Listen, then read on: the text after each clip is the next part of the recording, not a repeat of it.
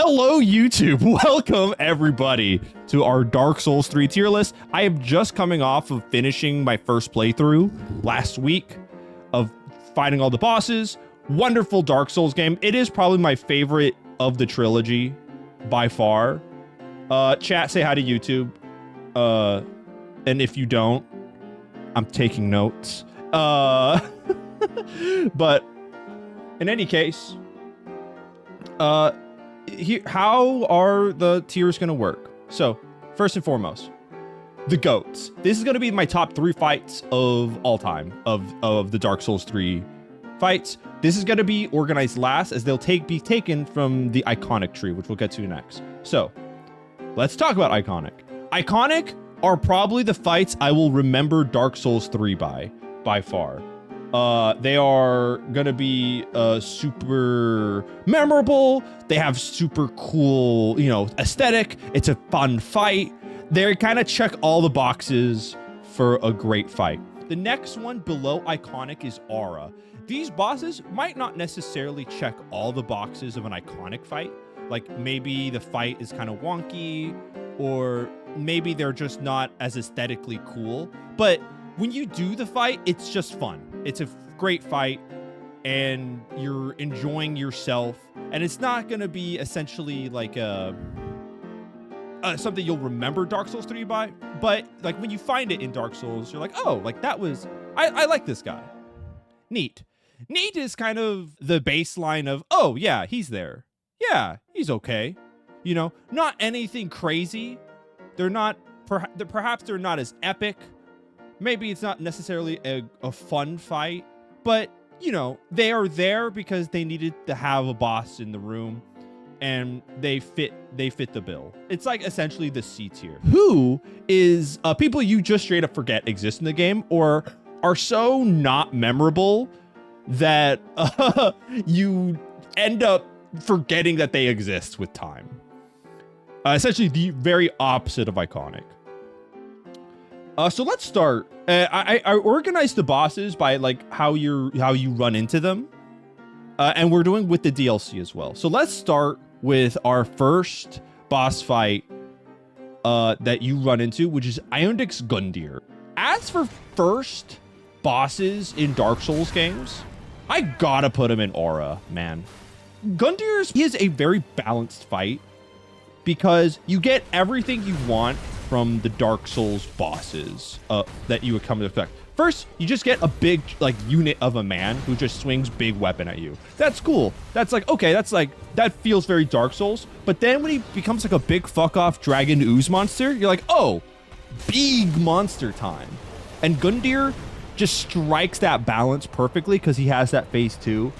And he is, I think, one of my favorite first boss fights. I think he is like a perfect example of a great boss fight to start things off. We have things about fucking Champion. And when we get to him, Champion Gundyr is another story. Let's talk about Vort of the Boreal Valley.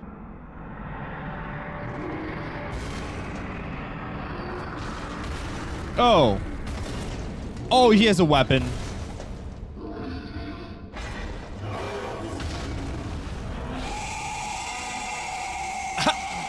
Yo, this game's sick. This guy's gonna go neat. Vort isn't anything special. He has like a giant frost weapon. I think his weapon's actually pretty cool. I ran into an invader who kind of beat the crap out of me with his weapon. But I think overall, Vort really does feel like, hey, we need a boss in this area. Let's just put something in. And he has pretty cool aesthetic. And it's a giant armored bestial knight. And, you can't really go wrong with that. He is a fun fight, so I don't think he's in who. Curse Rotted Greatwood. Okay, yeah, so I think this is gonna be my, I had to remember that I fought this dude. I think the event, I think the setup of the boss falling down to the ground was pretty cool. I'll be real, I don't know. I don't think, as for big monsters that you fight in Dark Souls, he feels very forgettable. Next, the Crystal Sage goes into who. Again, I think this just feels like hey, we need to put something here, but it doesn't nearly have the same aesthetic as someone like Vort does. And I'm never going to be saying, oh yeah, Dark Souls 3, you gotta fight crystals. The Crystal Sage fight is crazy. I don't think I'm ever saying that. Deacons of the Deep. Honestly, I think Deacons is like neat tier. They remind me of like the many of Dark Souls 2 fights where it just feels like a lot of different guys. It's not a very interesting fight. I think it's a cool concept, but and like it's a cool name, and I think the stage and the area that they are in is cool. But overall, I don't think Deacons is a very like aura level fight. They're definitely not iconic. They just feel like, oh, I need an aerial weapon and I just need to find the right ones to beat up. Okay, the Abyss Watchers. Hey, friend.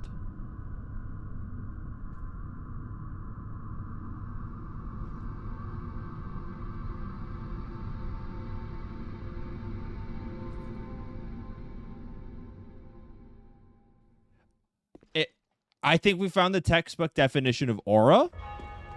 They have the aesthetic and their weapons are awesome. But as for like a boss fight, they did kind of feel underwhelming. Oh, man. It kind of feels bad that like this is like one of the first Lords of Cinder that you fight. And I think, okay, so I'm putting them in neat because when you consider the other Lords of Cinder that you fight, holy shit, Abyss Watchers kind of gets bodied compared to the other ones that you fight. Their gear's really cool. It kind of feels bad. Lord Wolnir.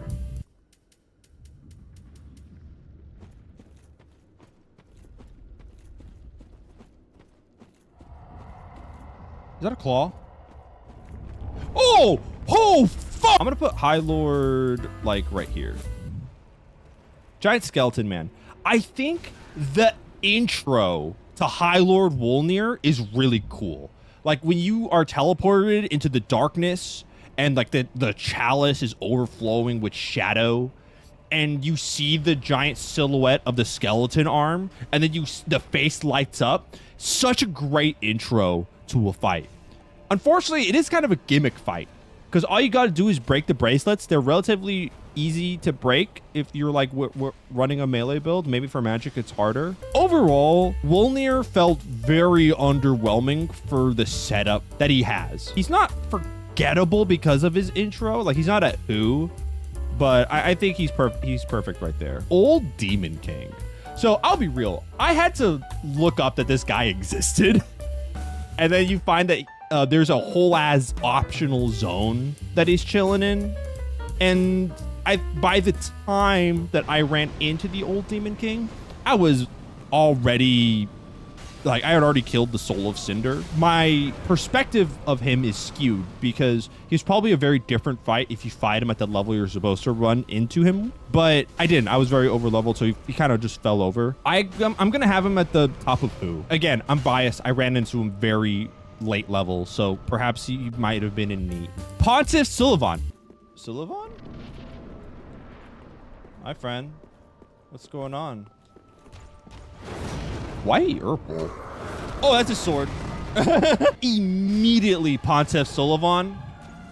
Iconic, bro. Yo, this man's crazy. Oh, when he has like the flaming sword and the magic sword, and he's just fucking wailing on you. What a great fight, too. I loved Pontiff. I love the energy he brings. I really like knight characters in Souls games, and he's definitely up there as like one of the best ones. Like, aesthetically and playstyle wise, he's just an interesting and cool fight that I really enjoyed. We have another one in Yorm the Giant. I'm gonna put Yorm as definitely I'm gonna put him an iconic behind Pontiff. Yorm is cool and is a fun fight. I think what kind of knocks him down a little is he is technically a gimmick fight. Like, you have to get the Stormbreaker sword and use the special to actually beat him. Gimmick fights are a weird thing in Souls games for me, because you know, one, they do allow for like curated spectacles of fights that are interesting and cool that you couldn't do without the gimmick. But also, it does kind of take away from the player options of how to deal with bosses. But then again, I think Yorm makes up for it with just being aesthetically a cool fight. And it does feel like it does feel like a David and Goliath situation. Aldrich, Saint of the Deep. This guy's cool. I am gonna put him in Aura. He's gonna be at the top of Aura. I don't think Aldrich is iconic, which sounds weird because he's like a Lord of Cinder. But and he did, like, he literally eats Gwendolyn. And if you play Dark Souls 1, you're like, oh shit, like that, that's the god he ate. I don't see him as like a poster child of Dark Souls 3 as like I do like Pontiff or Yorm. But nonetheless, Aldrich is an amazing fight. And the fact that he ate a god is incredibly awesome and incredibly cool. Very fun. I think he's worthy of carrying the mantle of the Lord of Cinder. Let's go next with Dancer of the Boreal Valley. We're gonna put this one right next to Vort. Honestly, I'm gonna put him like right here, like behind Vort, because you transition right into Dancer from Aldrich, and it feels like, oh, like you're here. It's not like a named character that you really know. There's not too much setup for Dancer. The only thing you know is that Vort is never away from the Dancer, and then you run into the Dancer. It's like, oh damn, like that's cool. Dragon Slayer armor. Oh, I found Ornstein. Holy shit. Okay, so immediately Aura. Dare I say more, like, maybe I'm just a simp for Ornstein, but when I see the Dragon Slayer armor and just like him calling lightning and like the dragons in the background that are shooting lightning at you, so incredibly fucking cool. And the fact that the armor is just possessed by the will of the hunt. The second I knew I could wear his armor, I was like, oh cool, like we're there. I got my new set of armor. I don't think he's necessarily iconic. I find him much cooler than Aldrich and Gundyr. This is Osseros, the Consumed King. Maybe this is just a lack of lore that I just don't know what Osseros' role is other than being like the last kin of dragons or something like that. But I don't think he has aura. I think honestly he's just like neat. I think he's better than Wolnir, better than Deacon. Yeah, I'm gonna put him like very comfortably here at Orc. Like, it seemed like he played he was supposed to play a role, but that was important, but I just never understood, and the fight's kind of forgettable. It's not anything crazy. So yeah, I'm just gonna put him right into neat. He doesn't have aura, and he's not iconic. Champion Gundyr. This person is so fucked up. Like, he has the aura of Iron Dex Gundyr, but this man has fighting game moves, man. Like, the second he could like knock you out of the air and on the ground like pummel you, holy crap. Honestly, I kind of have him above Aldrich. Champion Gundyr. Oh man, like this guy, he just kind of bodies you. If Gundyr like showcased how much of a like unit he is, his champion version, like it's him, you know? Like, oh my, like peak Gundyr is such a brutal fight.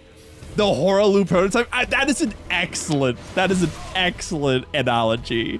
Gundyr is so Horalu coded, it's crazy. It's weird to think that him becoming a big Lovecraftian monster is a nerf.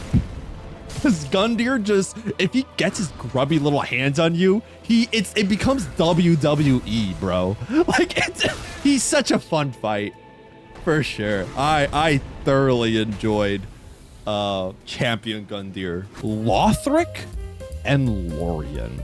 So this is the last of the Lords of Cinder. I think the fight is really fun and the aesthetic is really cool. He does feel he feels like prototype Promise Consort Radon. Where do I have him though? I don't think they're iconic, which is unfortunate. I think I'm gonna have him. God, am I so much of an Ornstein simp that I'm gonna not have, like, cause like I feel like if I'm not biased, like I think Lothric and Lorien should be here. I kind of want to put him here though, behind Dragon Slayer. I think Dragon Slayer is just too. I think aesthetically, Dragon Slayer looks so fucking cool. And I don't think Lothric is like etching, like going towards the iconic tier. Cool fight. I think like incredibly fun fight. Probably one of the harder ones that I ran into in my first playthrough. And I think it's just aesthetics that perhaps hold them back from being at the top. Ancient Wyvern. This is a who. This is a gimmick fight that they put the health bar there, but the health bar could just not be there, and it just like wouldn't make a difference to me. It exists to be an interesting like formatting puzzle of like trying to navigate this area while the dragon's attacking you. It's not anything crazy. It's great that we had someone at the who category so we can shoot to literally one of the most iconic fights, arguably of all of base Dark Souls. Nameless King. Oh no.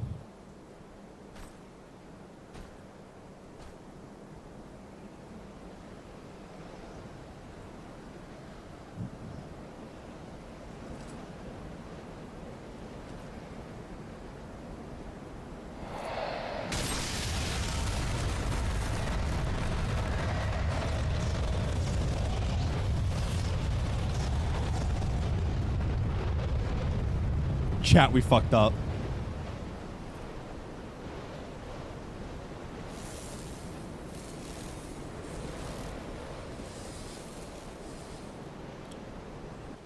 The Nameless King. Oh, cool. Yeah, so aura, right? Like, okay. Oh no, dude, he got that boss walk. How do I immediate iconic? Like top of the list. This man rides on a dragon while you have to walk across a storm, and you kill the dragon, and then he sacrifices the dragon, Orsine and Smo style, to give himself lightning powers, and then the Nameless King shows up. How is that not like so fucking cool? Aesthetically, he's amazing. The fight is really cool. He rides a dragon, man. Oh god, like he's so cool. The fact that we're gonna see him in Night Rain is like kind of crazy, but I think immediately one of the most iconic fights of, I think, all honestly, of the trilogy. And speaking of the eldest son of Gwyn, we have the Soul of Cinder. What? Okay, so he has a, okay. Phase 2?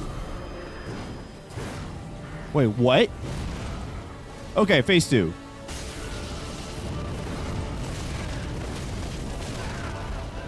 This man got fighting game combos. What the fuck? I will probably have him at the top of Aura because like, it feels weird that he's not an iconic because I feel like he's on literally all. It's in like all the imagery of Dark Souls. But when you compare him to how cool Yorm is, the look of Pontiff and Nameless King, I don't think he competes. Very cool fight though. Soul of Cinder was super fun. I think he is the best base game final boss fight because like I barely remember. I could not tell you what the name of the lady was in Dark Souls 2 that I killed that ended the game. I couldn't tell you who it was. Grave Tender and the Great Wolf. Yeah, who is this person? It's kind of hard to find these people, and I think they unlock like PvP stuff or something. I don't know. They're there. I don't know who they are, and I think they're very forgettable. And you could go the entire game and not fight this person, and you wouldn't miss much. Sister Friede can step on me. Yeah. I don't.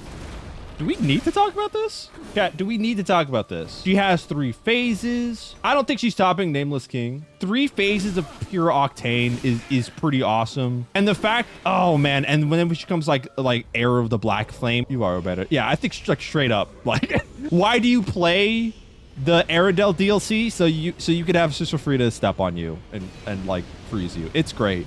Definitely an iconic fight of my Dark Souls 3 experience. Demon Prince. Like, I think the fight feels more annoying than anything else just because there's 2 of them. But once you kind of get the gimmick, they're pretty simple. Honestly, I have Demon Princes at Neat. I think they're going to be at the top of Neat. But I don't think they're anything, like, incredibly special. I think they're a good, I will say, they are a good intro to the Ringed City DLC. Half-Light? This is, like, in the church? I think they're right with Champion Grave Tender. Yeah, like, it's like, oh, this fight. Yeah, that is exactly the reaction that I think like Gravetender and Half-Light will have is like, oh, like, I don't think there's too much to talk about. I'm pretty sure I finished this fight in under 10 seconds. It's way cooler if a real player gets summoned to fight you. Oh, so he's supposed to summon a real player. I suppose that just didn't happen. Dark Eater Midir. As we've said before,